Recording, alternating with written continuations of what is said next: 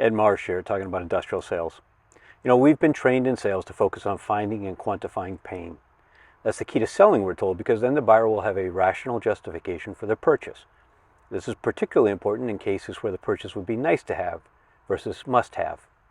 And then after discovering and quantifying the pain, the next step is normally for folks to create some sort of an ROI calculator to show why buying their stuff is a miracle investment. They often claim it will pay for itself in months and everything will be milk and honey thereafter. But there's two problems with this approach. The first is the reality of behavioral economics.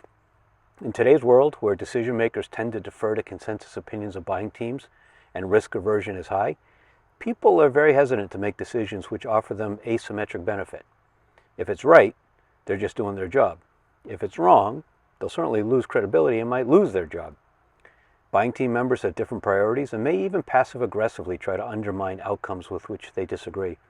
And the net result is indecision, as highlighted by Ted McKenna in The Jolt Effect. We've been trained to build FOMO, the fear of missing out, through the process. But the buying journey crosses a Rubicon at some point when FOMO, the fear of messing up, becomes the primary factor. After that, pushing on FOMO is counterproductive. The other problem is that most ROI calculators actually damage the credibility of the sales team because they're so simplistic. In capital equipment, where many projects are focused on automation to counter chronic workforce challenges, that means a set of assumptions around labor savings.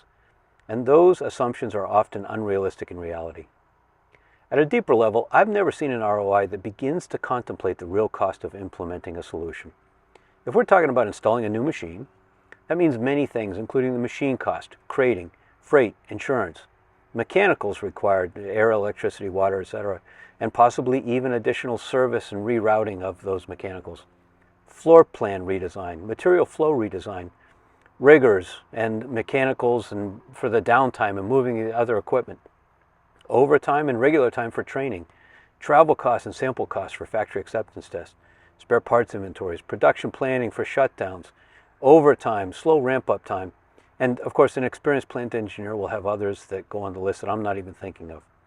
The point is, you cost yourself credibility if you appear to have no clue about what it actually costs to implement your solution. You need to be straightforward about that because your buyer knows it, and if you seem to be glossing over it, you look like you're not a serious player, and immediately you've put yourself in the category of a sales rep rather than a business person who can help them create value. At that point, both you and your product are commodities, and that's something we all agree we must avoid.